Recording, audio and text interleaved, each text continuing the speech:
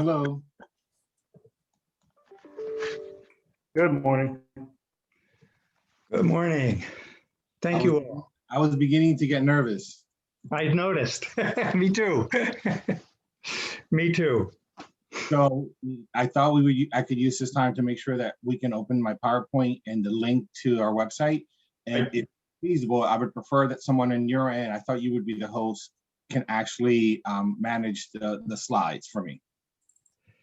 Derek, is that something you can do? I don't know the PowerPoint. I sent Okay, it to I them. have it. I can send it to you or I can try to do it. Yeah, I mean, if you send it to me, that's fine. Okay.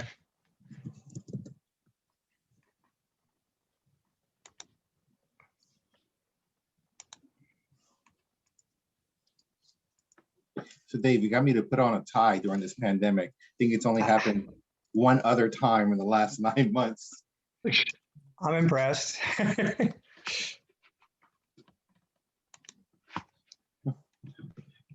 Do I have host abilities? Because it's asking me if I want to admit Tiffany Jones. Yeah, you're a co-host. Hey, Dave. This is Alvaro from the Philly Fed. I'm wondering, will Adam and I be able to share the PowerPoint from my screen? Because it says, Yep, you're a co-host now. okay.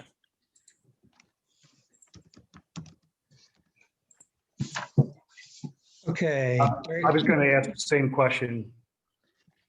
Yeah, you too, Scott.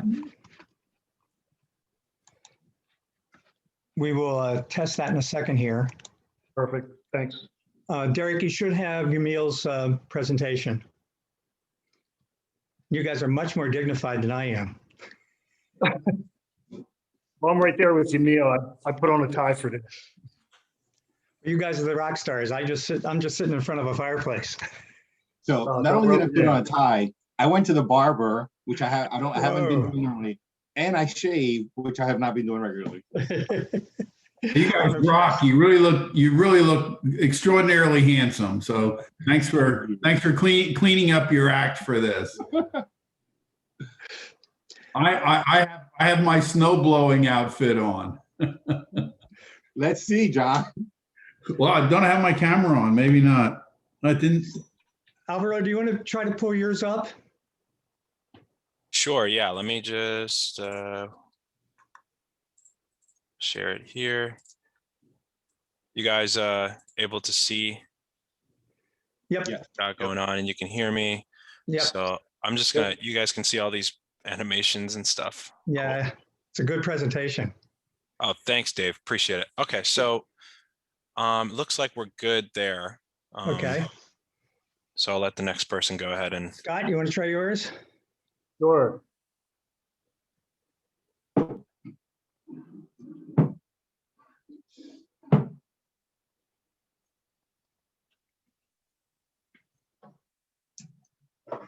Is my audio okay? Yeah. I think so. There we go. Looks good. All right. Great. Okay, Derek, let's give a shot at your meals if that's okay.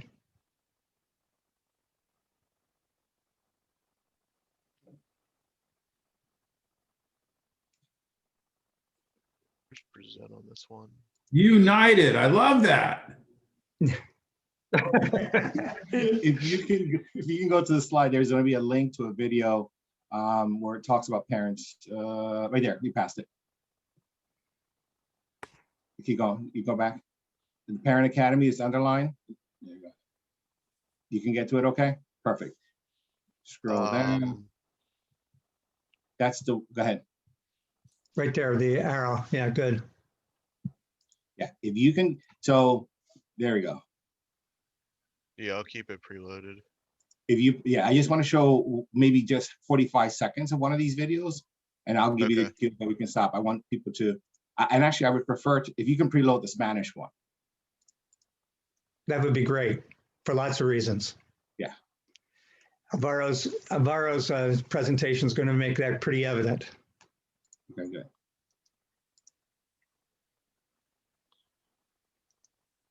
this is why I wanted to hand over the presentation to you. I didn't want to have a problem with loading the video and that there not being sound. Do you test that the sound works? Oh, yeah. And while Derek's doing that, I'm going to start off with an introduction. John, do you want to say anything? Or are you okay to be a spectator?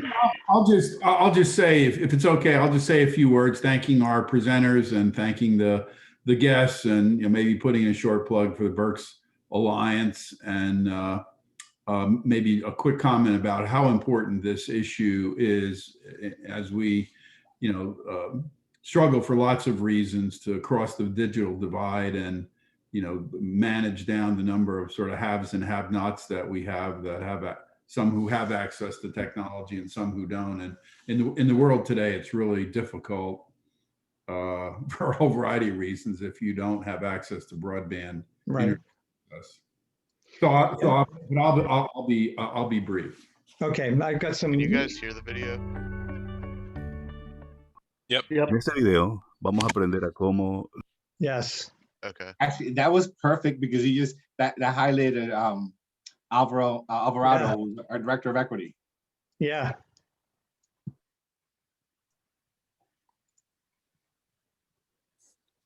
Is there anyone else we're waiting for that I should let in before 11:30?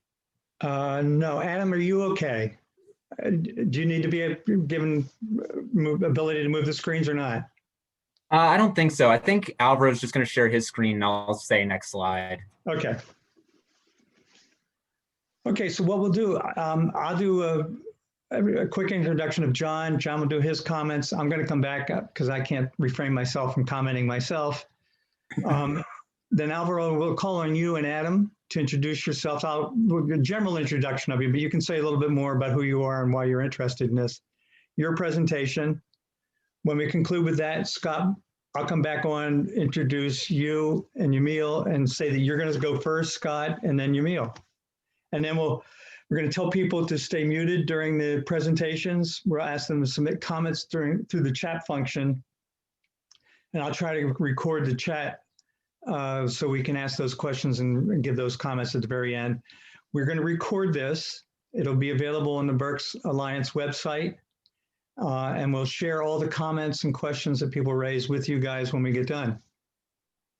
And Dave, just in case you're not aware of it, I believe that in the chat window at the bottom, you can download all of the chat comments into a file. Yes. So maybe you've done that before. Okay. Yeah, I've done it. Derek's helped me. I've done it the last 2 times. Okay, super. So Adam, with those many pennants in your background, first, congratulations on being an Eagles fan.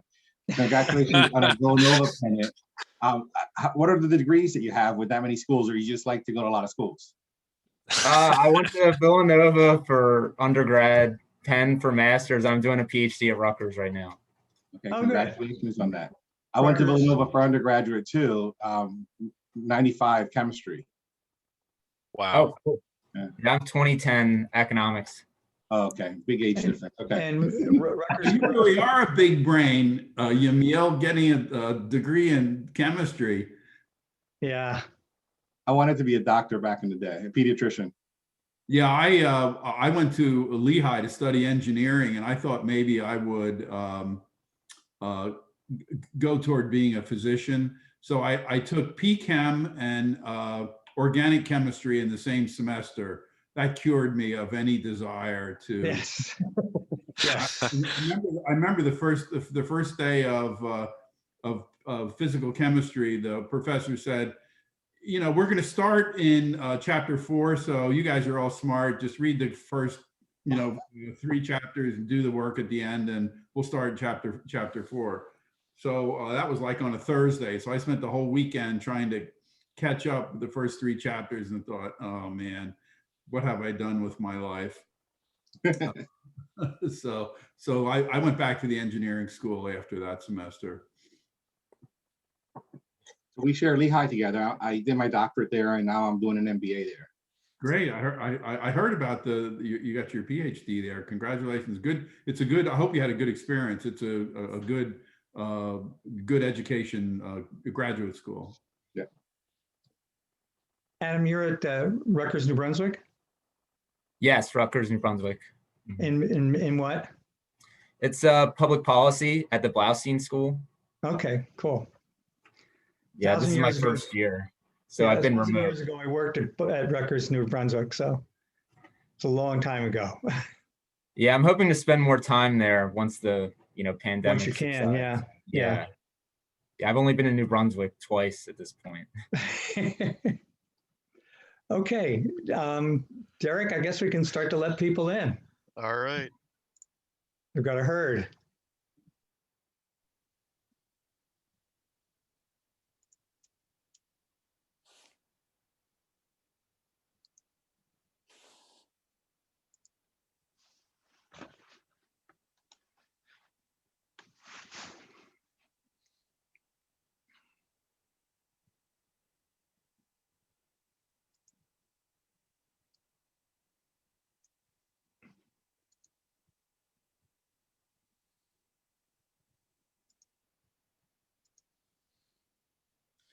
Thanks, everybody, for joining. We're going to get started here in just a minute. I hope we didn't have you waiting in the lobby too long.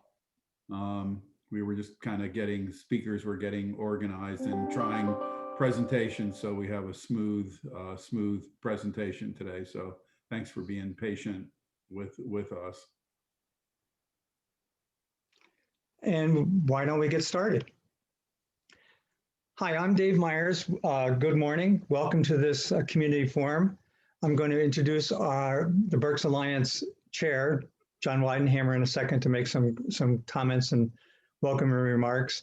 But thank you for joining us today. We have a significant number of people interested in what we consider to be a very vital topic. John, to you, and then I'll steal it back.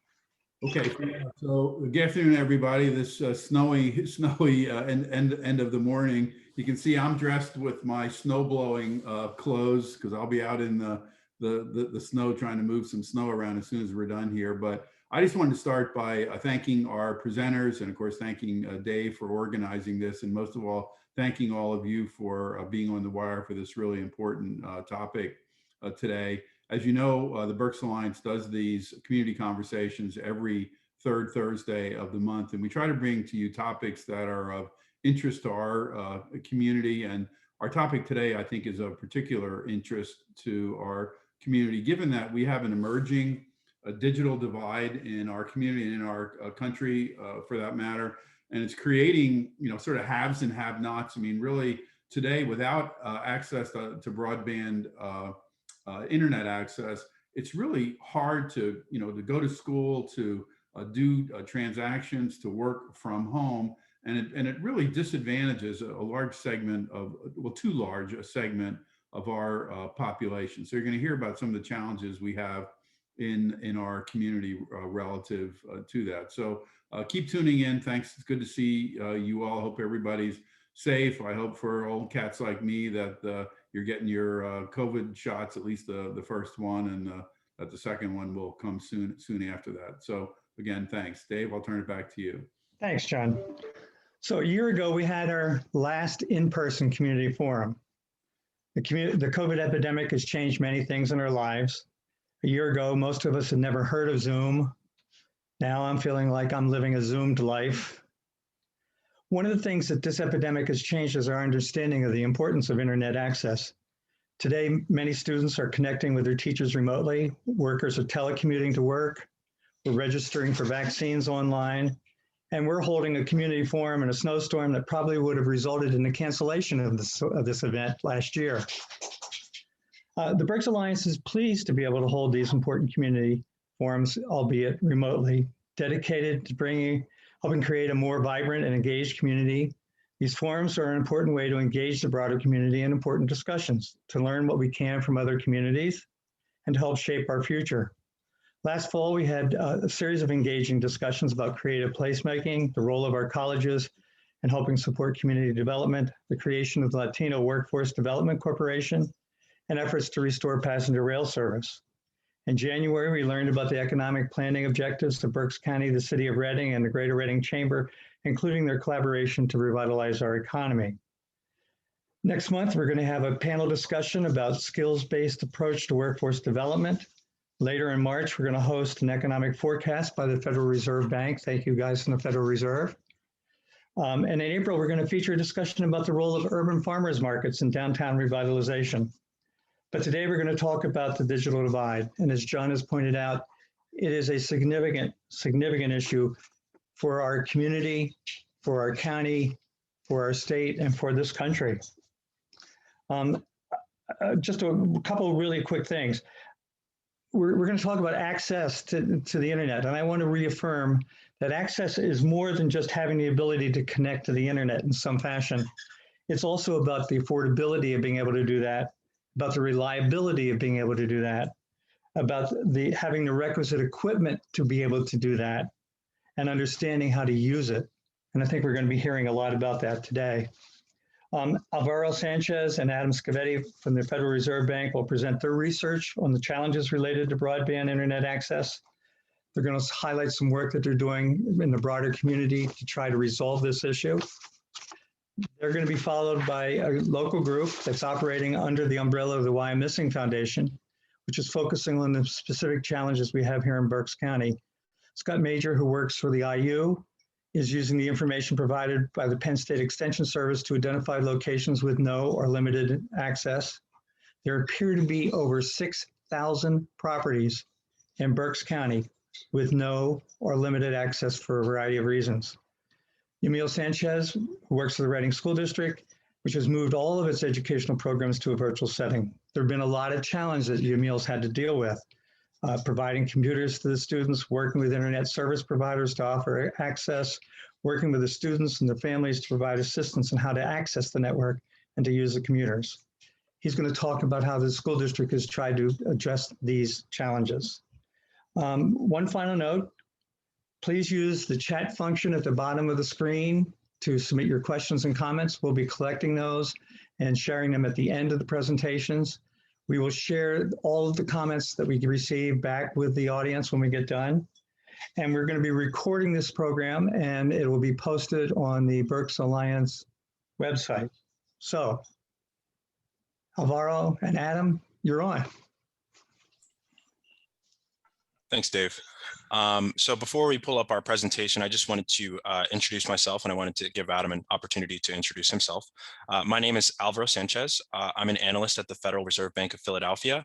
I sit within community development, and I work on publishing research and convening stakeholders around issues related to income equity, racial equity, and in particular, how those relate to infrastructure equity, workforce development, and job creation initiatives. So I'll let Adam go ahead and introduce himself. My name is Adam Scavetti. I'm a regional analyst in the research department at the Federal Reserve Bank in Philadelphia. I mostly work on regional labor market research and some business outlook surveys of manufacturing firms and of service firms in the tri-state area. All right. So go ahead and just bring up the slideshow. So there are two studies that we're going to be sharing with you today. And this first study is called Toward Digital Inclusion, and it's about broadband access in the 3rd Federal Reserve District.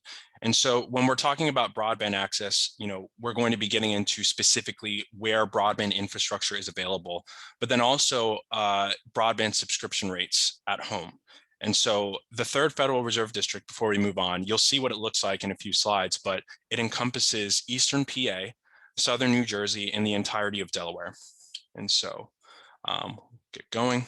So before Adam and I really, hit the races, we wanted to provide a standard disclaimer that we use at the Philly Fed and throughout the system.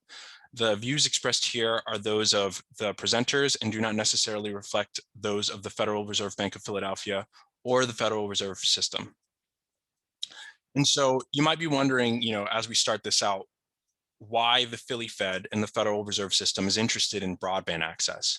And so at the Philly Fed, this project falls within the Economic Growth and Mobility Project. And it's a newer initiative at the bank. It's just started within the past 3 years. dedicated to promoting equal access to economic opportunity for all. And you'll see just below here, those buckets that I had mentioned just a few minutes ago: infrastructure, equity, workforce development, and job creation are the 3 areas that we focus in. But today, obviously, broadband access falls into that infrastructure equity bucket. And so that's really the umbrella of work that this project, this focus on broadband, falls into within the bank. So this first study focused on 3 research questions. Those are: what share of rural, urban, and 3rd district residents overall have fixed wireline broadband infrastructure available in their neighborhoods? And so when we talk about neighborhoods, this is just another word for census tracts. The second question is: how do broadband subscription rates vary by neighborhood income, racial composition, and geographic status of that neighborhood? Being, is it a rural neighborhood or is it an urban neighborhood? The third question is: what are the characteristics of unserved, low uptake, and high uptake neighborhoods? And what we've done with that question is we've actually broken neighborhoods down into a topology of neighborhoods related to broadband access. We'll get into exactly how these neighborhoods are defined in a few slides, but that is another question that we wanted to ask, because we're looking toward not only where broadband's available, but where broadband subscription rates might be lagging, might be exceeding the 3rd district average and such, and therefore.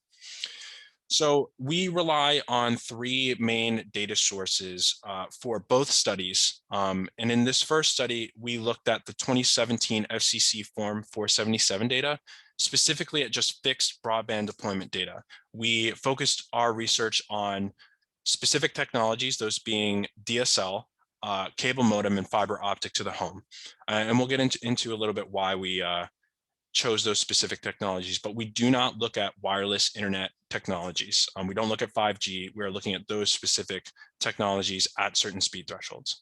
We use the decennial census to look at the block groups and do some, we can get into the methodology if people have questions, but we use the decennial census because a lot of the FCC files are down at the block level and we need to aggregate up to the census tract level. And then the second main data set that we use is the American Community Survey 5-year estimates for 2013 to 2017. That is the period of time this study is set at. And we use that data set to analyze broadband subscription rates, both in this initial study, but then also in the second study that Adam and I are going to talk about in a little bit. And so one of the first things that we looked at in this study was where broadband was available by geography, but then also at varying speed thresholds. And so you'll notice that at the left side of the bar chart, we have 3rd district neighborhoods overall, metropolitan statistical area neighborhoods, or what we would call urban neighborhoods in the district, and non-metropolitan statistical areas, which we would just call rural neighborhoods in the 3rd district. You'll also notice that the broadband infrastructure availability shares are broken out by the speed thresholds, being starting at 25.3 and then going all the way up to gigabit speeds. So that 25.3 megabit per second speed threshold is what we're going to be focusing on throughout the study. And that is what the FCC defines as broadband. That is the basic speed threshold that broadband is. And then as you get up into the higher speed thresholds, up to gigabit speeds, those are also considered broadband as well. And so you'll notice that at the basic 25 megabit per second speed threshold, broadband is unavailable to 13% of rural residents in the 3rd district, compared to just 1% of urban populations within the 3rd district. And you see that at faster speeds, broadband availability drops generally for everyone slowly, but the disparity between availability of infrastructure for rural residents and urban residents is quite consistent up to the gigabit speed. And so the remainder of the presentation, as I've said before, we're going to just focus on that 25.3 megabit per second or above. We're not considering speed thresholds below that. And so we also wanted to look at not only where broadband infrastructure was available at certain speeds, but where broadband availability was concerning actual technology that was providing broadband. And so you'll see we look at cable modem, fiber optic, and DSL in that order, and we then again break down the availability by the geography of the district. And so you'll notice that cable modem technology that sort of infrastructure tends to be more widely available to residents, overall than fiber optic and DSL. However, you'll still notice that there are disparities between two of the three technologies, between urban and non-metropolitan residents. And so, you'll notice that, DSL non-metropolitan residents tend to have more, access to that technology. That is because DSL tends to be, it's an older technology. It's built out throughout most of the 3rd district, but DSL actually tends to provide broadband or provide internet at speeds lower than that 25 megabit per second threshold. So that's why it's overall not as widely available and considered broadband. But then you'll also notice that we're going to we want to hone in on this fiber optic technology availability, because fiber optic is widely considered to be that next generation technology, especially when it's connected to an actual premises, to a home, to a business, to a school. Fiber optic technology actually provides symmetric service, being 1,000 megabits per second download and upload speeds. It provides service at faster speeds. That's generally what it can do. And it's often a reliable piece of infrastructure. It's, so you'll see here that there's quite a wide disparity between urban residents' availability of that technology and non-metropolitan residents' availability for that technology. And so we wanted to sort of map out what that looked like. And so here is the map of the 3rd district. That's what it looks like. And you'll notice that, the bright orangey red hue you see on the screen is where fiber optic technology is available to 3rd district residents. These are all census tracts. So these are neighborhoods. And so you'll see fiber service is concentrated in and around larger cities of the 3rd district, those being Philadelphia, Camden, Allentown, Bethlehem, East Stroudsburg, Bloomsburg. But once you start getting into mid-size metropolitan statistical areas or suburban and more rural regions, fiber access actually tends to drop off almost entirely in some places. So you'll notice, Reading is on the map. And so what we've done here is we've actually zoomed in, and you'll notice that it's unavailable to most of the population of Reading, this fiber optic technology. Just 41% of residents had access to a fiber connection at home or at a business or at schools and such. And that's quite a low number. It's below half. And so, that really starts to speak to the question of how we're investing in our infrastructure, the upgrades that we're investing in, but then also thinking about, obviously fiber optic service is a more expensive technology, but, as we're thinking about infrastructure, we should, start to consider how we can invest for the future with technologies that are durable, that provide speeds that are reliant and such. So we also got into household subscription rates, and we've broken out neighborhoods by certain demographic characteristics, those being income. And you'll see there below, we look at certain geographies being metro or non-metro, and then we'll get into predominant racial or ethnic group on the next slide. And so what we've done is we've broken the income groups into low and moderate income, middle income, and upper income neighborhoods. And so you'll notice that in low and moderate income neighborhoods, 58% of households subscribe to broadband, which is far below their upper income counterparts and quite a bit ways below with the 3rd district overall broadband subscription rate of 71%. And as you get down into metro versus non-metro, of course, non-metro neighborhoods tend to, households in non-metro neighborhoods rather, tend to subscribe to broadband at a lower rate than their metropolitan counterparts and the 3rd district overall at 62%. And so we also broke the broadband subscription rates of households out by the predominant racial or ethnic group of a tract. And so across the 3rd district, predominantly Latino or Hispanic neighborhoods tended to have the lowest broadband subscription rates of other neighborhoods broken out by predominant racial or ethnic group. And then that's followed by predominantly Black neighborhoods at 53%. And so really the big takeaway from the broadband subscription rates that we found broken out by certain demographic groups is that vulnerable neighborhoods show lower subscription rates than the 3rd district overall. and their upper income, urban, and predominantly white neighborhood counterparts. And so what do these patterns look like in the Reading, PA MSA? And I'll just also say that the Reading, PA MSA is Berks County. So overall, 69% of households subscribe to broadband in the Reading MSA. That is, quite close to the 3rd district average of 71%. But you'll also notice that by income grouping, low and moderate income households, just 51% of those households subscribe to broadband in the Reading, PA MSA. And you'll also notice that the predominantly Latino or Hispanic neighborhoods show a lower broadband subscription rate of 49%. So you'll just notice that these patterns that we found across the 3rd district are mirrored at the MSA level for the Reading, PA MSA.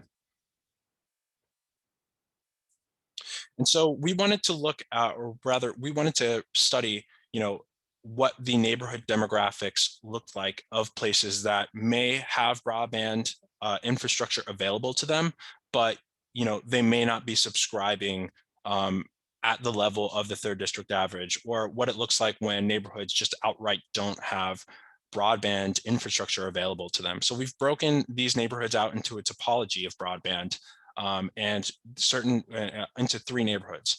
And so first, what we have are what we consider unserved neighborhoods.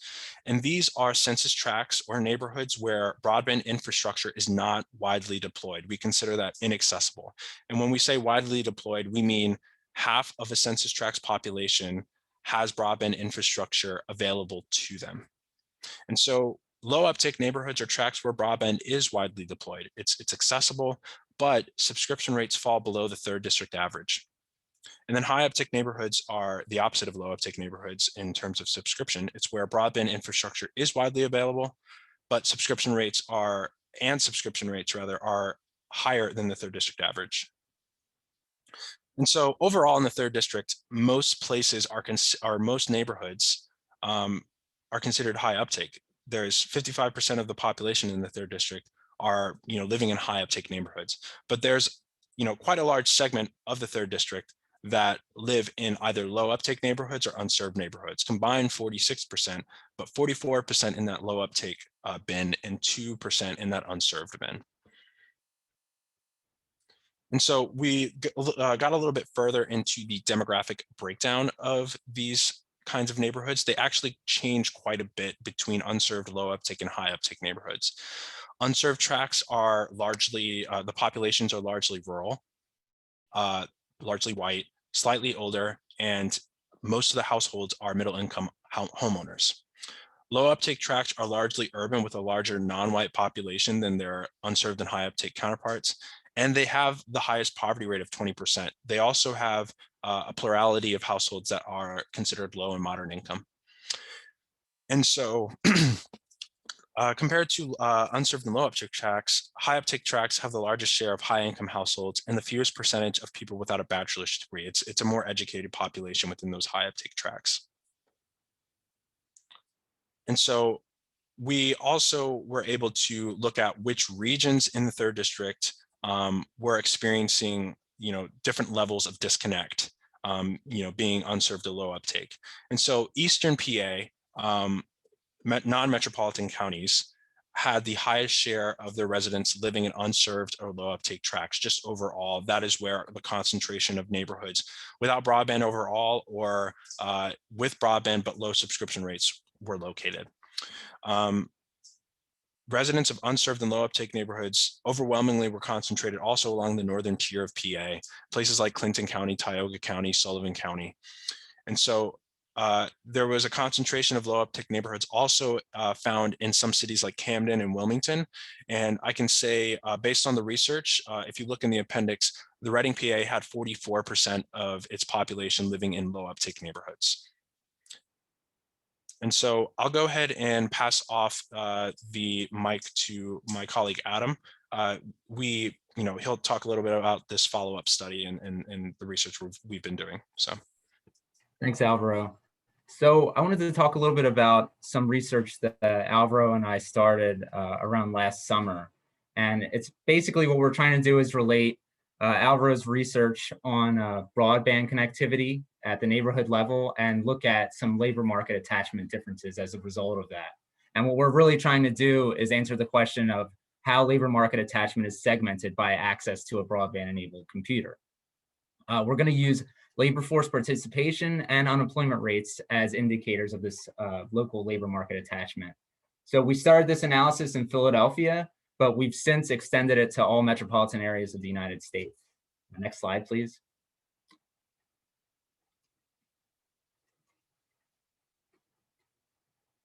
So if you look at broadband typology from what Alvaro just previously described, low uptake neighborhoods are where people have access. They have the ability to subscribe to broadband, but not a lot of people are subscribing. And then the high uptake is where a lot of people are subscribing. And what we tried to do was look at the differences across neighborhoods in terms of both their broadband connectivity as well as their labor market outcomes. So the first statistic we looked at was differences in the labor force participation rate between these neighborhoods. And what that's really measuring is it's people who are employed or unemployed out of the entire population. So how much people are really involved in the labor market. And what we found was that there are large disparities in labor force participation between these low uptake and high uptake neighborhoods. And this holds for all demographic groups. Specifically, you can see across all age groups with the largest disparities occurring for workers over the age of 45, as well as workers with a disability down in that bottom row. Next slide. So we also looked at unemployment rates across these different neighborhoods. So this is for the United States. What we see is that unemployment rates are consistently higher in lower uptake neighborhoods, with the largest disparities found among workers without a bachelor's degree, Black workers, and workers with a disability. Next slide. So if you look at this chart, what we're trying to do is look at the concentration of neighborhoods with a lower broadband subscription rate and the correlation with people that have lower household computer use. So on the x-axis, we're looking at the share of households with desktop or laptop. On the y-axis, it's broadband subscription rates. So you can see down that diagonal that they're correlated pretty highly. And then the third measure to pay attention to is the size and the shading of the points. That measures the poverty rate. And what we really see is that there's this geographic concentration of broadband subscription and household computer access and low poverty rates. So this is all for neighborhoods in Philadelphia County. Next slide. So what we did was, after looking at neighborhood differences for both broadband subscription and for labor market participation, we wanted to look more at the household level. And we could do this because the American Community Survey actually asks a question to people in census tracts every year. They ask them their status in the labor force, whether they're employed, unemployed, or not in the labor market at all, or additionally, whether they have a broadband-enabled computer at home. So that's really the question that's being asked. And you can see in this graph at the bottom of the screen, yes and no is answering the question, do you have a broadband-enabled device at home? So what we could do is we could create two different labor force participation rates based off of whether people have broadband-enabled computers at home or not. And for the United States as a whole, we found that there's a 21 percentage point gap in these labor force participation rates between workers with and without a broadband-enabled computer. And this gap is larger in the city of Philadelphia at 27 percentage points. Next slide. So we also did this for unemployment rates. So we broke it up based on the populations that have a broadband-enabled device and those that don't. And for the United States as a whole, there's a 4 percentage point gap, with the higher unemployment rates being experienced by those without a broadband-enabled computer. And there's a 7 percentage point gap for the city of Philadelphia. Next slide. And now I'm going to pass it back to Alvaro, and he's going to speak about Berks County. Yeah, so thanks, Adam. Here, we wanted to start thinking about how these patterns played out in Berks County, PA, which is, synonymous with the Reading, PA metro. And so here what you're seeing is one of the point plots that Adam had mentioned about, had gone through about Philadelphia, but here we're talking about Berks County as a whole, and each dot represents a census tract or a neighborhood in Berks County. And so on the y-axis and the x-axis, you'll see that there's household broadband subscription rates and the share of households with the desktop or laptop, with the shading and sizing of the census tracts or the dots being the poverty rate, and they're binned as such. So immediately, what jumps out as what jumped out for the Philly County point plot is that there are pretty stark differences on the bottom left and the top right of this plot, right? Lower household broadband subscription rates coincide with also households that don't have desktop or laptop at home. And then also you'll notice in those same neighborhoods, there's quite a high poverty rate. In some cases, it exceeds 50%. And so, what we're noticing is that as we're going into different metros, most counties, this pattern is repeated over and over again. Low levels of connectivity also coincide with economic insecurity and acute economic insecurity, that being households that live below the poverty line. And so these are co-occurring patterns that we're just seeing across, the board. And so here we wanted to map out at the neighborhood level, these are census tracts that are delineated, what household broadband subscriptions and household computer use look like across Berks County. And you'll notice that the shading indicates higher or lower levels of subscription and computer use. The lighter shadings of these maps being lower rates of broadband subscription at home and computer use at home. And so immediately you'll notice that household subscription rates are lowest in the actual city of Reading, within that urban core of the county. And then household computer use is also lowest in that urban core of Reading, the city of Reading, in terms of computer use. So, that's also something that we found in Philadelphia. That's something that we're finding in other counties and other metros, that there's this geographic concentration of low subscription and low computer access in the urban cores of mid-sized regions, but then also in larger areas and in mid-sized regions, we're finding that these areas of low connectivity are, low and moderate income neighborhoods with higher levels of poverty. And they also tend to be neighborhoods with, predominantly Black and Latino populations. And so we also wanted to look at, what do these labor market attachment gaps, what do they look like in the Reading, PA MSA? And so immediately what pops out is that less than half, or much less than half, of the population without a broadband enabled computer participate in the labor force, just 39%. That's the labor force participation rate for folks without a broadband enabled computer.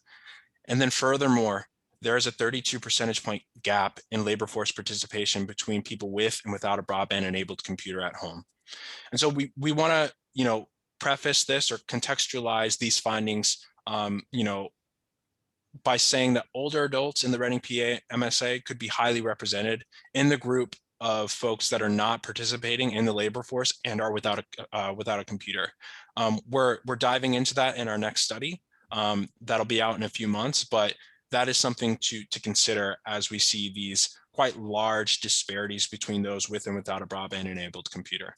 And so you'll notice that the unemployment rate, it's there. There's a gap between those without and with a broadband enabled computer, but it's smaller. And that's consistent with what we're finding in other MSAs, but the gap exists, and it's quite stark, and it speaks to how durable the digital divide is. And so in conclusion, what we're finding in our research is that gaps in fixed wireline broadband availability and adoption are associated with neighborhood level characteristics. Residents of low and moderate income and predominantly non-white and rural neighborhoods tend not to have access to broadband. Either infrastructure is just not available in their neighborhoods, or rather they're not subscribing for reasons related to cost constraints or digital illiteracy, or whatever it may be. That's not necessarily what our study goes into, but these are real issues on both sides of the digital divide, on both aspects of the digital divide rather, that are just present in the 3rd district, and as we've shown, especially in Reading, PA as well. And so bridging the digital divide should entail trying to better understand why residents of certain neighborhoods experience low household subscription, even when broadband is available. It's quite a serious issue where, if broadband's available, why are folks still not connected to broadband at home? And as we're seeing, as folks aren't connected to broadband at home, if they don't have broadband enabled devices, then that means something for their prospects for economic mobility, and it means something for their prospects for economic opportunity. And so what can we do? I wrote the initial study before the pandemic. It came out just a few weeks before we were all forced to start working from home and doing most of our tasks remotely. But what we can do now to address the digital divide, as it's, a new sort of iteration of it has come about that's more, that's created quite stark divides, is connect residents to low and no cost broadband services. There is a working list of internet service providers that offer low to no cost broadband services at the National Digital Inclusion Alliance's website.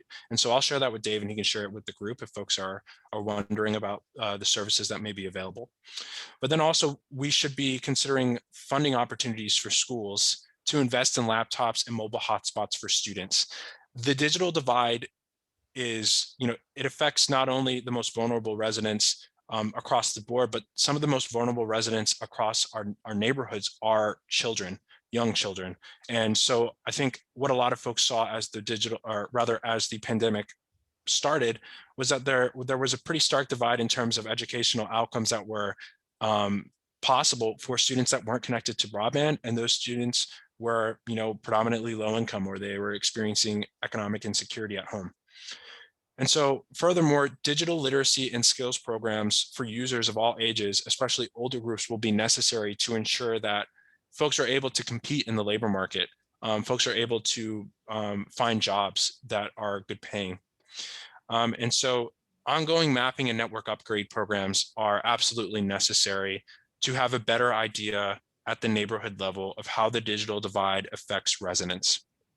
So you might have noticed that I said that we used the FCC Form 477 data. And while it is, quite an expensive data set in terms of the geographies it covers, it's not necessarily a data set that we can go back to and look to as an authoritative source of where broadband infrastructure is actually available.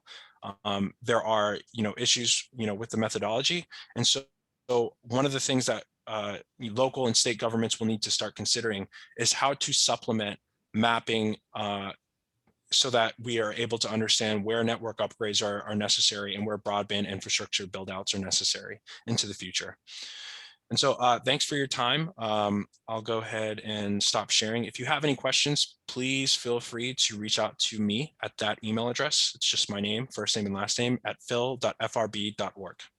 Okay, I'll turn it back to Dave. Thanks, Dave. Yep. Thank you, Albert. Very, very interesting conversation.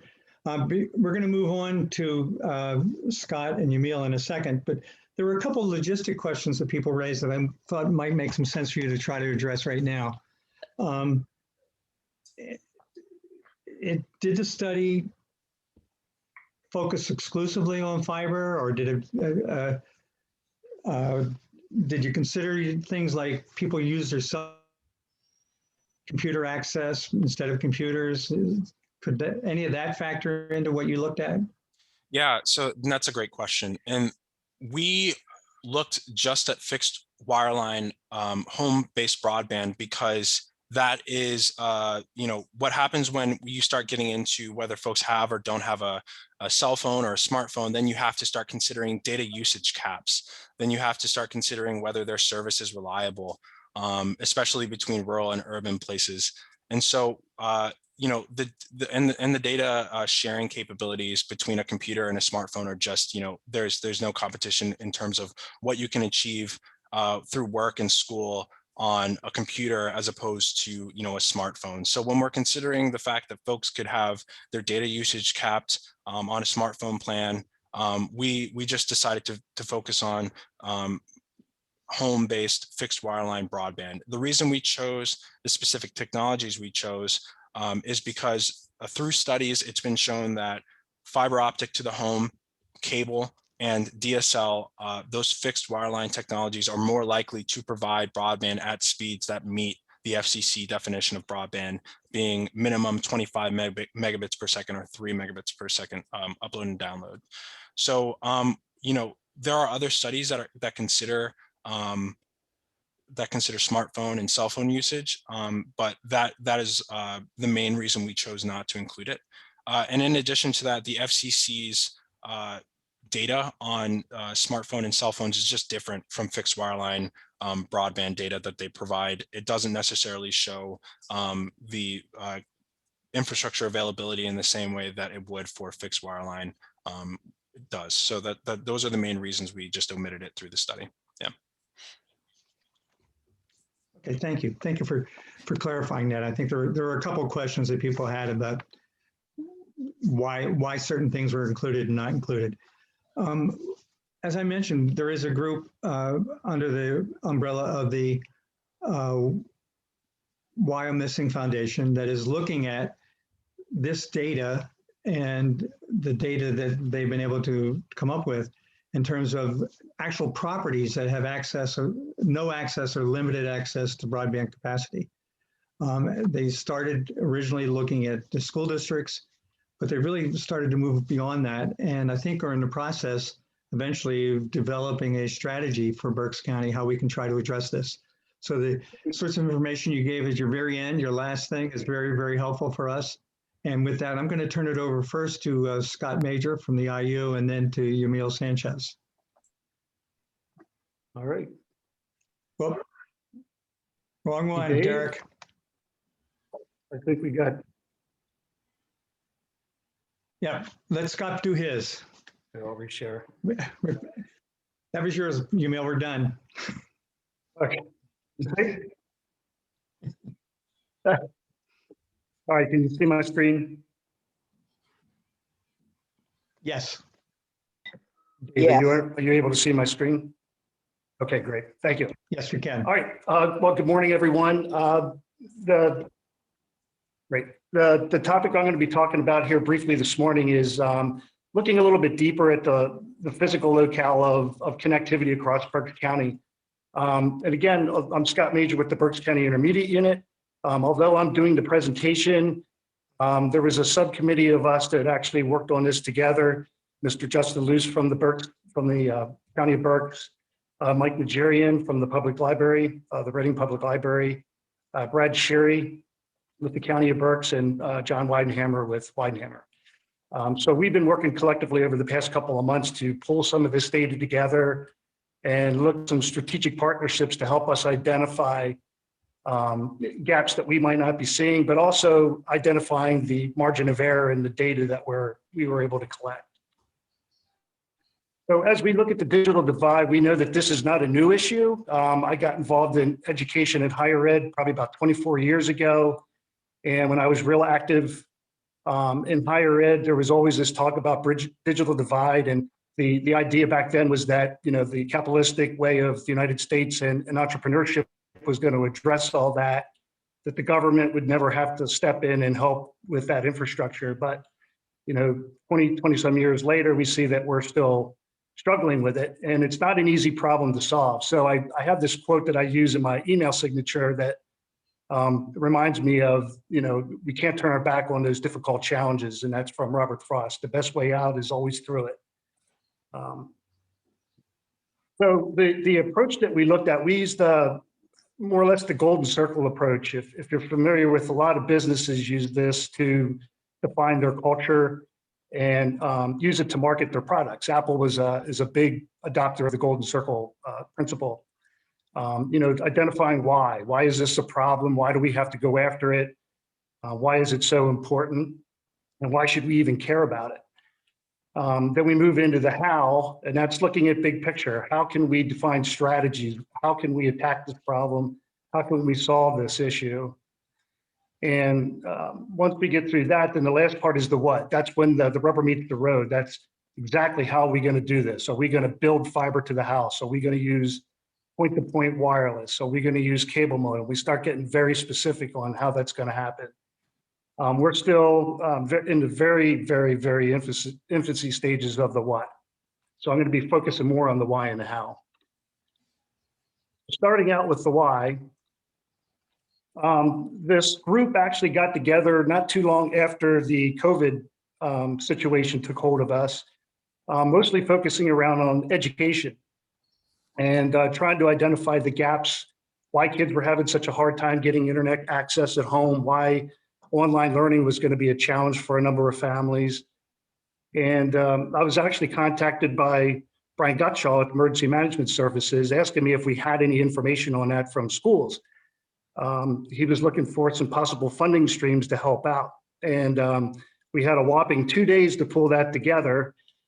And I was able to find some Berks County census data from 2019 and was able to get to the micro data and pull some of these numbers out to help us kind of paint the picture of, what does this problem really look like and how big is it? So you can see by the statistics on here, these are actual census numbers. They're not numbers that we devised. But when you look at the number of households and how many of them, 32.54% of households in Berks County out of 120,000 are currently without broadband access. And that kind of set the stage for the discussions as we went forward. As our talk about K-12 and how we were going to help students and teachers and staff that had to work remotely, teach in ways and learn in ways that they weren't accustomed to, the conversation started to broaden. And again, as we started to strategically include other people, other community members into our discussions, we started to notice, well, telemedicine is now becoming a big issue. We don't want patients coming into the hospital unless they absolutely have to. Doctors weren't taking intake like they used to. We started seeing an uptick in mental health issues. How are we going to help those folks who are struggling with mental illness when they're being secluded and quarantined? Teleworkers. Many of us were put into a point where, coming into the office wasn't an option, taking that work back home. Unemployment. Right now, unemployment claims are done online. Real estate. As we got further into this pandemic, we started to hear from more realtors that people were starting to ask those questions. Well, what kind of broadband access do I have? What kind of internet access do I have here? And they're starting to use that now in their literature when they're selling new homes.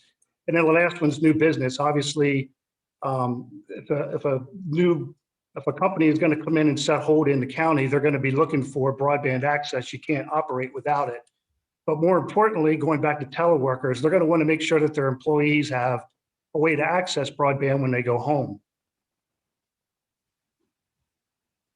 So as we identified those needs, our next question was, well, how are we going to do this? How are we going to find these gaps? So we kind of assembled some ideas, and through our strategic partnerships, we're able to identify some different ways that we could look at this data. The first one was getting the data and using it in a way that we can feed some decision-making. The other one is partnering up with the Penn State Extension. They do a large scale operation with the FCC right now in helping the FCC attract vendors into areas that are either underserved or not served at all to start building infrastructure in those territories. And I'll show you a little bit on map-wise in Berks County what that looks like. And the other one, just strategic partnerships, people that know the county, people that know the landscape, they know how businesses operate, they know their communities. They're working with people on the day-to-day. They know what's going on. People that have a pulse on the county. And then the last one, the most important one, is how does this get funded? Looking for either full or subsidized grant opportunities. So the next couple maps I'm going to show you, there's only a couple, but I just wanted to give you an idea of when we're working with the Penn State Extension, what kind of data we're able to extrapolate from them and what kind of view that gives us into what's happening in Berks County. For us to address some of our severely underserved and no served areas of the county is to work with the FCC. A lot of folks don't know that on an annual basis, the FCC takes a census blocks of these areas that are underserved or not served at all, and they auction them off to carriers and broadband vendors. Census blocks are defined by the Federal Census Bureau. They're not something that the FCC makes up. So it's just groups of census that they identify and mark off. The ones that you see in here in yellow are actually census blocks that are up for auction this year. And what happens is the FCC will open up that bid process. Broadband carriers such as Windstream, Verizon will bid on, the opportunity to get their infrastructure built in that area. This year, there's $11 billion available nationwide. And last year, Pennsylvania was number 7th in the amount of monies that were received through these auctions. So we're hoping that, through what we're going to be talking about here is going to help us move up on that scale so we can bring more of this into the county. One of the downsides is when the FCC awards these subsidized opportunities, the vendors have 10 years to act on it. So I think working with Penn State and the Penn State Extension and the FCC, when we see that these blocks go off for auction, as a county, this gives us the opportunity to start contacting those vendors and trying to work with them to figure out how we can accelerate that process so that we can get these builds underway. So that's one opportunity for us to grow broadband. The other one is using the environmental justice blocks. I just took a zoomed in shot here of Berks County, mostly focusing on the Reading area. These areas in red are just recently released by the federal government. I believe February 5th, this was made available. And when these environmental justice blocks get released, that usually is an indicator that something is going to be happening very shortly. So on this map, I just clicked in here on one particular environmental justice block, and you can see the data that we pull up. In order to qualify to be part of one of those blocks, you have to meet one of two criteria. You have to either have 20% poverty or greater than 30% minority in those areas. And on this particular shot here, you can see that it's 32% poverty and 32% minority. So those are the criteria that allows them to qualify. The funding that is associated with these blocks is not strictly related to broadband. It can be used for broadband, but it can also be used to improve the residents in that area. It could be getting connectivity that's currently on a pole but not run into the house. It could be used to subsidize that. It could be used to improve the neighborhood. It can be used to include community centers for students to go in and do work during the school day if they're working virtual, or for community members to come in and get assistance with technology. So that's another opportunity that we can use. And again, this is partnering with the Penn State Extension. We can start to lay this stuff out and get a graphical view of what that looks like. This next one here kind of will show you, this is a little bit broader view of Berks County. But what this map is showing is pictorially, it's showing us the areas that are either currently served with broadband, meaning greater than 25 megabits, areas that have internet access but are considered underserved, so maybe DSL services, and then those that are currently not served at all. Those that are not served at all are in pink. And if you're familiar with the area, you probably realize that some of these are very rural, they're very wooded areas. There might be one or two residents out there. There's not a whole lot of housing. But when you look at the areas in yellow, this is where I think we have our greatest opportunity. You can see that a lot of these yellow areas are sandwiched between areas that are currently served with broadband. So again, working with vendors to identify where the fiber might be running, there might be opportunities where it's running right alongside those areas or maybe even through it. There could be areas for expansion. So again, this gives us another way of looking at what's available in the county and how can we use it to grow that infrastructure into some of these currently underserved or unserved areas. So the next couple of maps, what we did is we took the data that the Penn State extension has in terms of the underserved and the unserved population in Berks County, and we're able to assign parcel points for each one of those parcels and map them out geographically on Berks County. So you can see that these are broken up by school district. And on this particular map, these are all the parcel points that are currently underserved. So you can see how that spreads out across the county, but it's more heavily populated there in the Reading area itself. The other thing that this gives us the ability to do, the data that the Penn State extension hosts is all data that needs to be maintained for FCC purposes, so they can't manipulate it. But what we can do, again, working with Mr. Sherry at the county offices, we can extrapolate that data, plot it, and then we can look at it and say, you know what, I'm very familiar with Tupahawken, and I know for a fact that there's parcels up here that are saying that they're not served or underserved, but they are. So we can begin to clean that up and get a realistic view of what Berks County really looks like through these partnerships. And again, this is what the currently underserved or not served plots look like in Berks County. Then the last map picture I wanted to share was, I know it's kind of hard to read possibly, but what we did is we just overlaid the underserved and not served parcel points on the county map.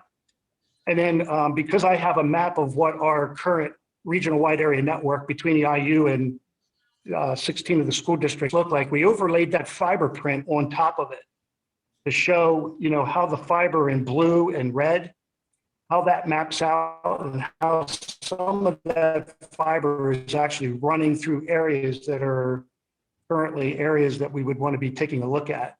And one of the steps that I think we're going to be looking at next is how can we get the same data from Comcast, Verizon, Windstream, and lay that on top of it so that we can get a pictorial view of where the fiber is actually running and where we can get our quickest wins to address the needs that we have in the county.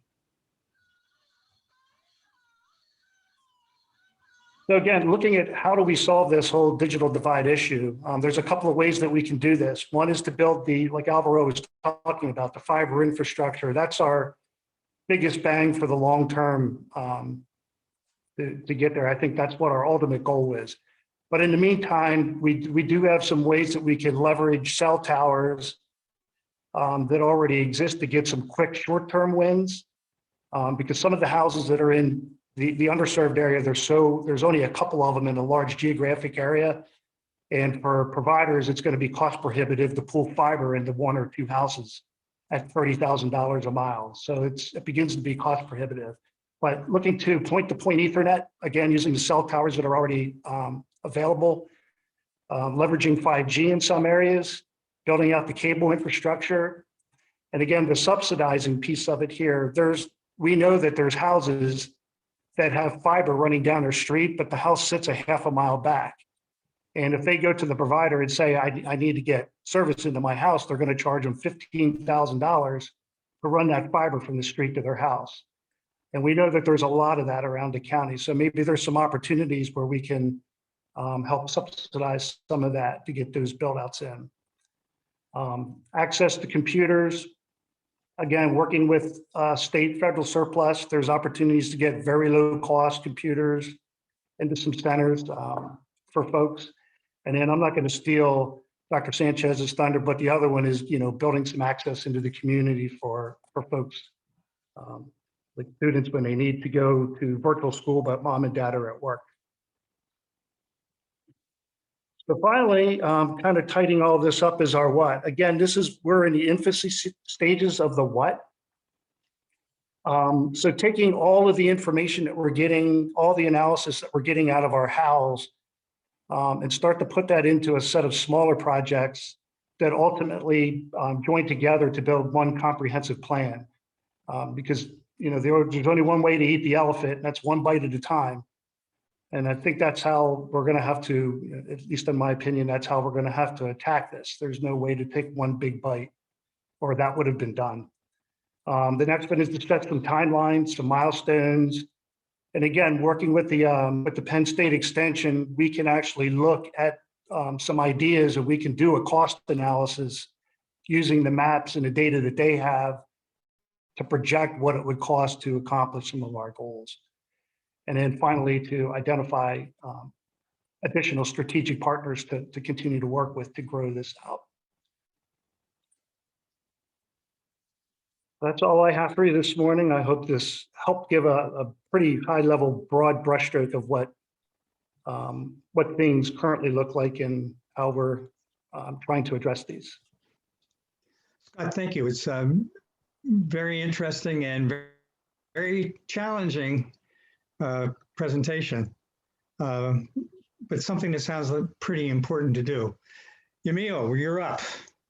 Okay, so while my slides go up, I do have to say that it's a good day, regardless of being in the middle of a pandemic and weathering yet another storm, when there's another Sanchez that I'm joining who I don't know as part of the panel. So thank you for that pleasant surprise.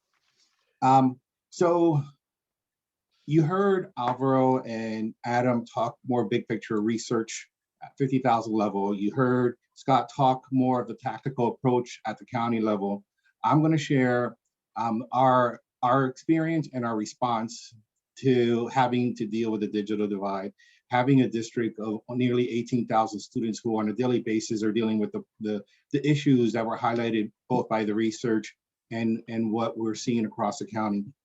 So we are an example, and maybe consider an anomaly because the number of people that we have. However, the issues that we're facing are common as far as connectivity and access to kids throughout the other 17 school districts in Berks County.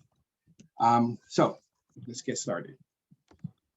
The theme of United is more on our logo, but it was perfect for what we're doing here today.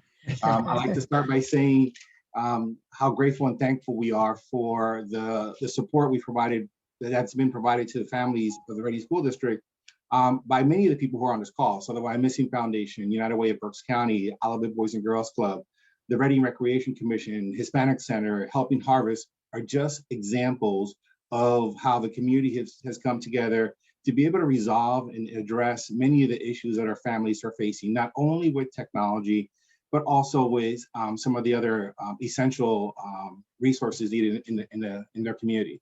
So the pandemic has created a universal reason for communities, especially those like Reading. And it was interesting to, again, hear the research that was shared earlier, because it's not an issue that's only here in Reading. And we need to figure out how we work together to help educate our children as we continue to be in the pandemic and as we slowly transition out of that. So we can go to the next slide.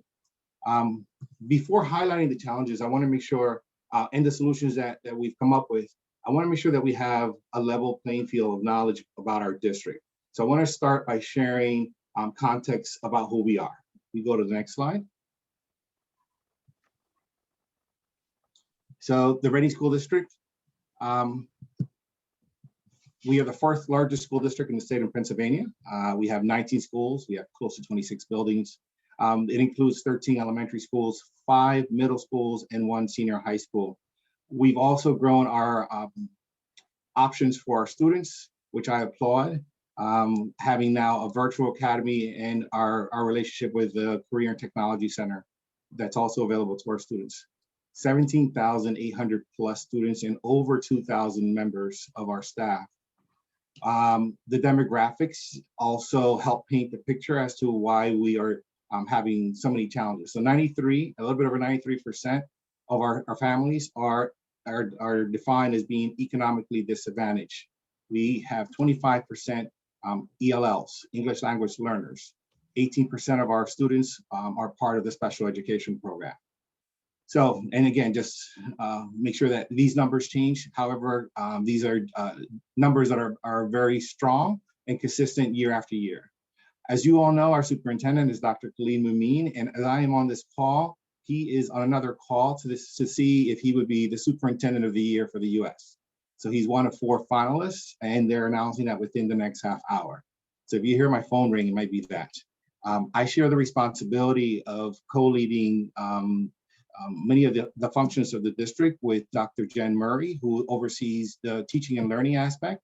But I support her in that work, and I also then oversee the operational side. So Jeff Hawes, who is our director of IT, has done Herculean effort to be able to transition us during this challenging time, is on the call as well. Next slide, please. So the Rainy School District has moved all of our educational programs to a virtual setting.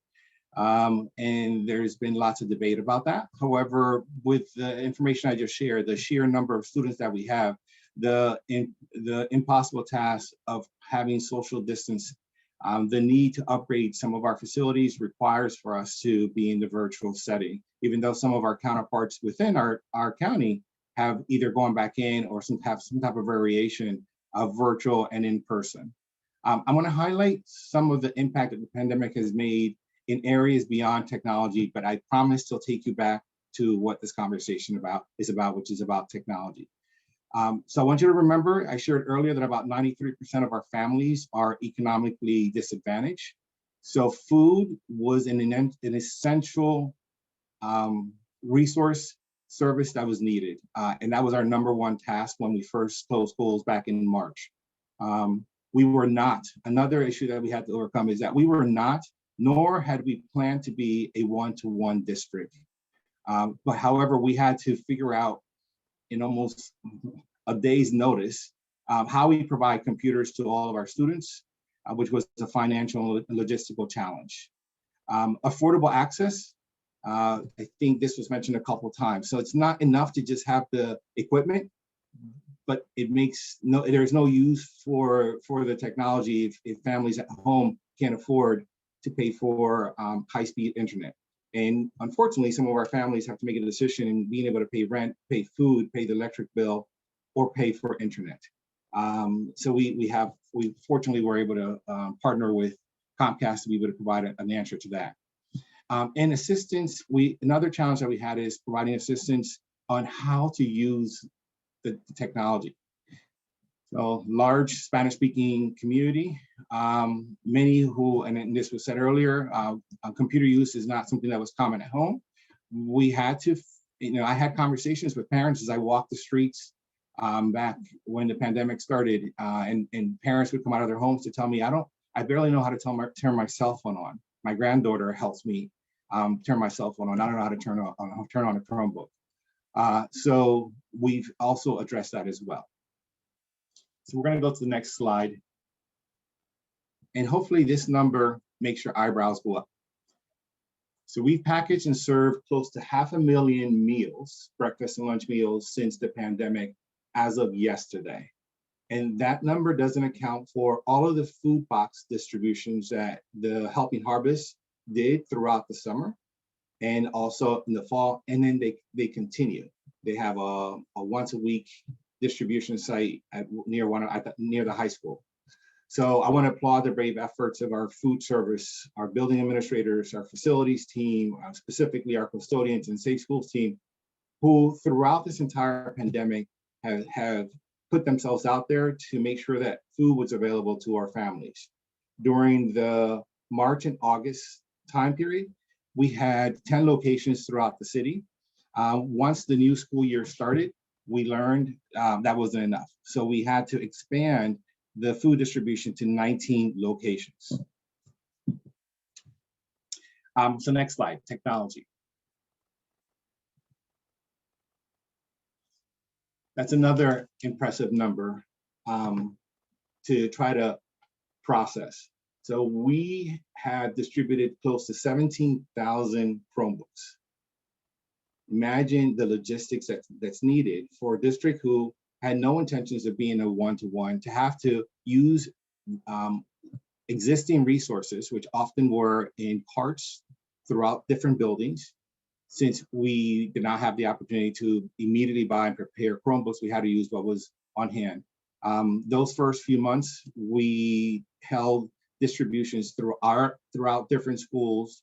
I applaud the work that our parent outreach workers who accompanied me to do that distribution, again, putting themselves at great risk being out there. Our Lenny Pimentel, who's our family engagement facilitator, joined me for almost every single one of those distributions. Back when we didn't know all the precautions that we were supposed to take, even though we try social distancing and we use creative ways to distribute via windows. Our Safe Schools team, who went beyond the call of duty of not only providing safety, but helping with that process of distributing to over 16,000 families. So it was a pretty amazing task. Jeff and his team, our director for IT, in addition to breaking down existing Chromebooks to have them ready and move them from building to building, had at the same time figure out how to get ahead of other schools across the country to be able to order the equipment that we needed to make sure that we sustain this. We can go to the next slide, please. So I shared with you that having the technology is just part of the issue, the equation. The other part of the equation is making sure that kids are able to connect. And some families had Chromebooks or had computers at home. Sometimes when we asked, many said, oh yeah, we have Wi-Fi via our cell phone. So the Wi-Fi that you have via your cell phone is not gonna be able to allow you to do all the things you want to do on your cell phone, also have 1, 2, or 3 children be able to connect. In some families, and again, I was out there with all of the distribution, we had families that had 3, 4, 5, 6, and surprisingly, there were a number of families that came and had special conversations, maybe because they had 6 and 7 children. At the very beginning, because we were limited in equipment, we had to distribute only 1 Chromebook per household, and expected children or households with more than 1 student to be able to share the Chromebook. And we were very lenient as to the expectation with attendance or getting work in. However, it was a really difficult situation at the beginning. Obviously, you know, I looked the other way and said, okay, you have 7 children, we're gonna figure out how to get you 3 Chromebooks. Next slide, please. So just mentioned that the issue of connectivity was a big one. Oh, sorry, yeah. One of, if you could go back, there you go. Now, if you go back 1 slide, please.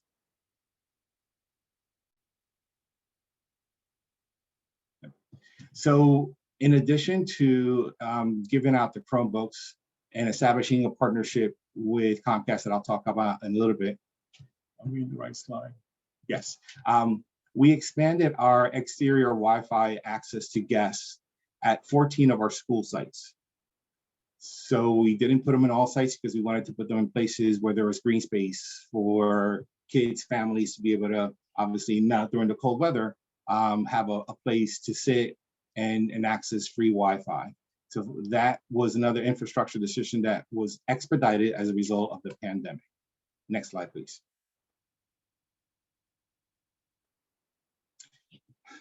So I feel like I'm sharing all the success stories, even though it wasn't this easy for the last 10, 11 months. Right now, the slide that you're looking at, we're gonna highlight something that we did to address the issue related to families having the resources, getting help to connect to Wi-Fi, but not knowing what to do with it. So what we very quickly designed, and I say we, teachers, principals, our director for our communications department, quickly put together what we call the Parent Academy. And there's a link in the presentation. We're gonna take you really quickly to the website. So we can go there, and I'm gonna listen to about 45 seconds of one of the videos. We designed a series of videos that are available in English and Spanish that walk parents through how to use the technology that was being provided, how to use Google Classroom, how to sign into a Chromebook, how to use ClassDojo as a way to be able to communicate to teachers. So we can show about 45 seconds of that. We're going to show it in Spanish. Okay.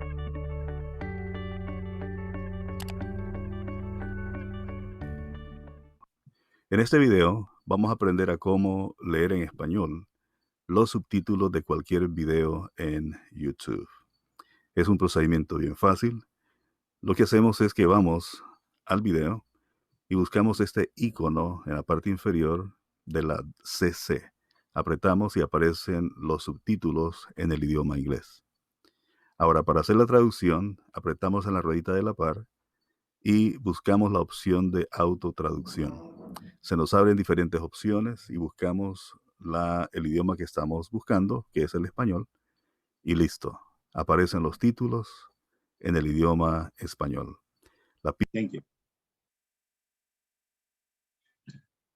So to be able to roll this out in a period of the pandemic, when the guidance from our board was to not have in-person, we had to be in-person activities. We had to be very, very creative. And kudos to one of our principals, Mr. Andrew Kidd at Southern Middle School, who reached out to me, ironically, 5 minutes after one of our digital divide meetings that the YMSA Foundation was having, and we were having a conversation, how do we help parents? And his call to me was, Dr. Sanchez, could we use our promenade, where they have this huge area, outside area, where we can socially distance people. The weather was still good enough that we can do this outdoors, and set up stations to be able to have parents literally go through some of the videos so they knew where the videos existed, and then actually practice. And that was such a success that a couple of the other schools partnered with that school to be able to offer it in their location. We're currently working with BCTV to be able to do the same type of in-person, but via TV, professional development training for our parents. So the resource is one thing to have it there. The other thing is that parents need to know it's there, and they know how to navigate it. Again, the digital divide is not only about having the tool, but knowing how to use it. So we're making sure that we're walking parents to, how do you get to our website? What tab on our website do you go to? How do you open up the video? And after the video, how do you practice that on the Chromebook? So there's still much work to be done, but we've created some tools to be able to help address that part of the divide. So next slide, please. The reality is that regardless of the equipment being available, the resources for Wi-Fi being available, there's still a divide that parents either have a fear or just don't feel that they're not confident to be able to navigate the use of technology. So, we are making sure that we offer as many possible options as necessary, especially during the first 9 months. The first 6 months, we provided printed materials that were distributed again via our food sites. So parents knew that if they were having trouble with the technology, they can get paper assignments and submit that back to our teachers. Very cumbersome. Nonetheless, we wanted to give as many options as possible. Okay, next slide. This is the highlight of what I want to talk about. So I'm going to pause here for more than the 30 seconds that I've been trying to do for each slide. We've partnered with Comcast to be able to offer our families something called the IEPP, Internet Essentials Partnership Program. We have been able to secure or connect 370 families via this program to free high-speed internet. The district pays for this. Comcast provides a discounted price that the district will cover. In order for us to be able to do this, we had to do a lot of outreach. And Comcast partnered with us to be able to do this. We did in-person. Again, we're taking the necessary precautions, outdoors, masks, separated, to be able to help navigate parents to this resource. Even though it was available, I would say probably 25% of those 370 families needed some hand-holding because there were some challenges related to how addresses are recognized by Comcast and how they're recorded by the city. Other issues to work out in the future, but nonetheless, we've been able to navigate that. We've provided some one-on-one support. Again, Arlene Pimentel is our direct contact for families who may need internet and are having trouble setting up IEPP on their own. So kudos and great appreciation to Comcast for what they're doing. We just took to the board request to extend the contract for another 6 months, and that's being considered by the board. That would allow us to continue to help these 370 families or any other families that need assistance with having internet access all the way through the end of August. It's important that that's available because even though we're beginning to see the light at the end of the tunnel with the pandemic, we're not still sure as to when we'll be coming back into the classroom full time. We want to make sure we have a robust system and tools for parents for the summer. If the summer truly becomes the window where we gear back up to doing academics, we want to make sure that that resource is available to them at that time. Okay, next slide, please. Staff supported families. I'm just going to highlight one thing. For those of you who have traveled to the Caribbean islands, for those of you who haven't, hopefully you've seen this in the movie where you may be on the beach or going somewhere and you hear a truck driving by with lots of mangoes in the back, or quenepas, and you hear someone speaking on a loudspeaker, quenepas, quenepas, $3 for $1, whatever they're announcing. Because we wanted to take every possible angle to get information to families, especially those who were not connected via internet, we actually replicated that truck. We call it Word on the Street, where our homeschool visitors, applaud them for doing this, took on very essential messages that we were sending out via traditional means of, email, text messages, website, and drove around the city in places where we know that there is very low connectivity. For those of you who are from the Reading Berks area, I'm thinking Cotton Street, for example. For some reason, many of our families are not connected in that area of the city. So we took 2 staff, a van with a megaphone, got permission from the city, and had this loudspeaker announcement that was was being broadcasted, and they would stop every certain blocks to be able to distribute also some of the instructional materials that we were passing out at the food sites. So that's yet another creative way that we responded to this digital divide that exists in our district. So let's go to the next slide because I'm running out of time. The ribbon on all of these strategies is the most recent one. In partnership with United Way and Comcast, we have been successful in launching a number of Comcast lift zones.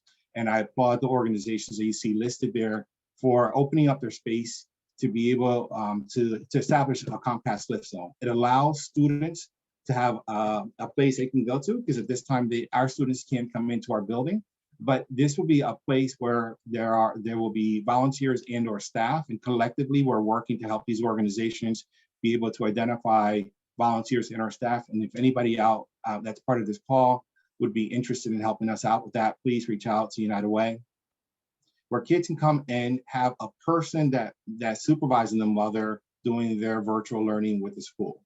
These sites are not teaching. These sites are simply a safe place where groups of students can come together, and there's limitations. There's social distancing, there's mask wearing. The Olive Boys and Girls Club, applaud them for this. They've been doing it for the last, I would say, 4 months already. We are partnering with these other organizations to be able to expand that opportunity to kids. And if you go to the next slide, I believe that's it. Thank you. Thank you, Emil. Very, very good. Very, very interesting and very courageous what the school district is doing. We have a very limited amount of time left. There are a few questions that I've seen that I wanted to get to ask.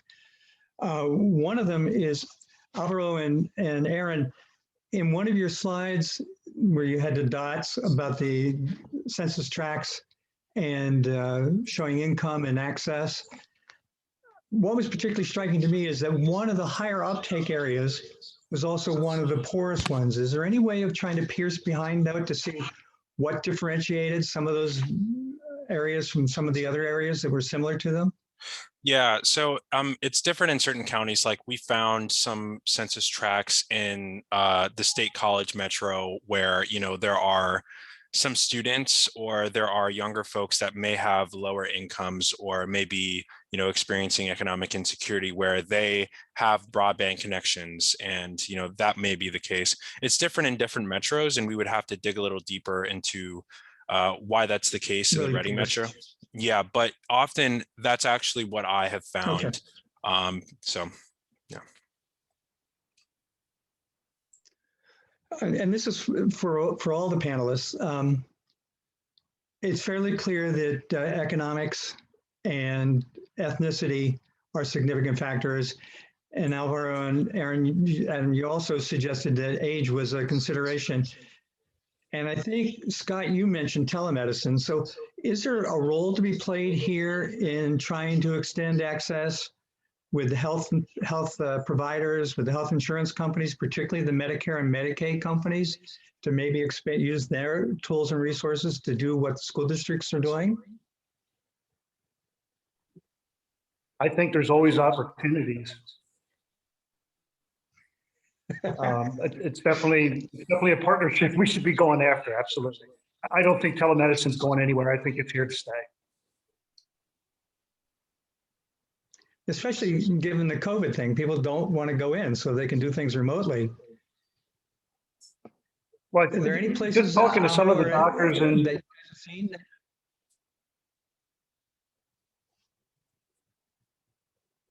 Go ahead, Scott.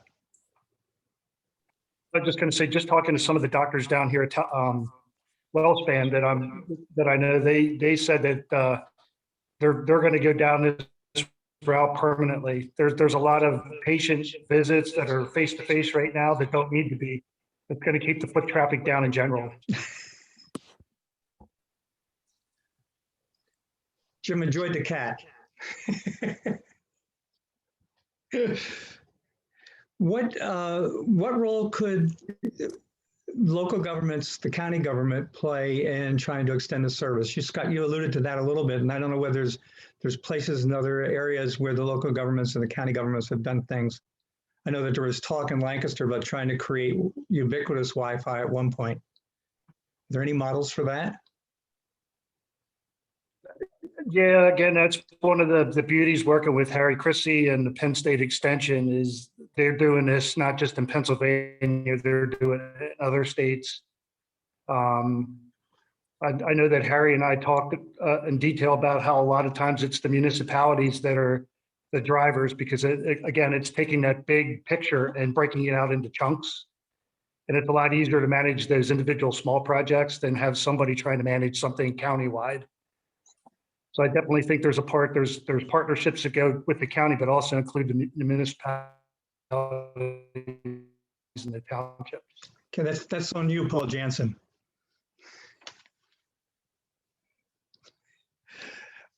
We do have Joe Whitmer from the PUC who has joined us, and he's asked if he could talk for a couple of minutes about the PUC and their efforts in this. They are involved in telecommunications regulation in Pennsylvania, and I think he has been a partner with the Penn State Extension Service. So Joe, if you're still here and still want to talk briefly, go ahead. Yeah, I'll keep my comments to 30 seconds. Well, 60. First of all, we did work with Penn State in that federal auction, the rural auction. As a result, we got $368 million for each year for the next 10 years. 44% at least of Pennsylvania census blocks do not have broadband. That's the availability question.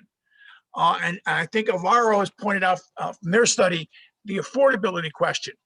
Just by way of background, 40% of the people in Manhattan and New York have access to broadband but don't have it at home. This is not a unique issue, but I just bring that up for your attention. But the most important thing is I'm working with Alvaro because the federal government, the FCC, is going to be tasked with distributing $3.2 billion in affordability for Lifeline low-income people.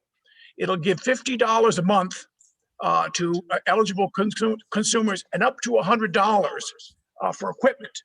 The final rules haven't even been written. They're coming down next week. And there's the whole traditional categories that you have all worked with, but there are 3 new ones, and that is the school lunch program, the Pell Grant program, and now a new category called those who lost money, income because of COVID. What that means, we don't know. One of the things we're doing is we're waiting for the final rules to come out. We did comment, but the thing is, I think that's the most important thing coming down right now. And frankly, the 44% that I'm talking about not having broadband, that doesn't include those census blocks where the FCC says, if one consumer has broadband, the entire census block has broadband, even if they don't. So that's one of the issues we have to keep in mind. And the money that we did get for Pennsylvania with the mapping that we work with Penn State in developing only covers at most 50% of that 44% that don't have broadband. And the affordability is a big big issue. And I just sent Dr. Rivera an email. I want to become his new best friend as we reach out these rules on making sure that consumers are aware that they're going to be able to get $50 a month for broadband and up to $100 for a new piece of equipment. The only issue that we have, it's not solved yet, is where are consumers going to go when they have complaints about their quality of service, their reliability, or their billing? Under the old rules, they came to the State Commission. Under the new rules for this $3.2 billion, there's nobody in charge yet, and we haven't figured out yet how that's going to go. So I just wanted to bring that to your attention, and I'm going to send the information I have to Alvaro and hopefully get that out to you all. Thank you, Joe.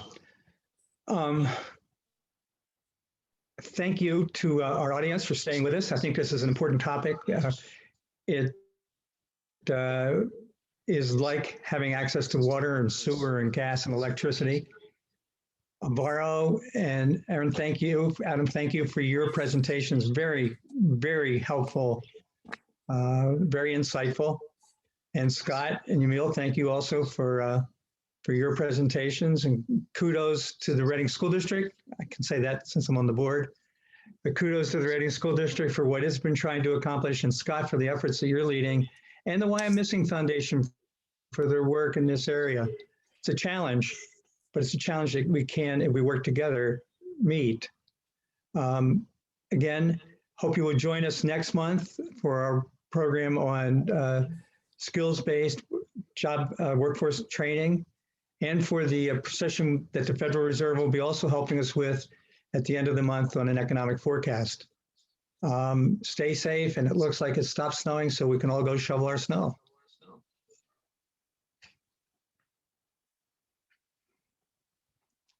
Thank you all.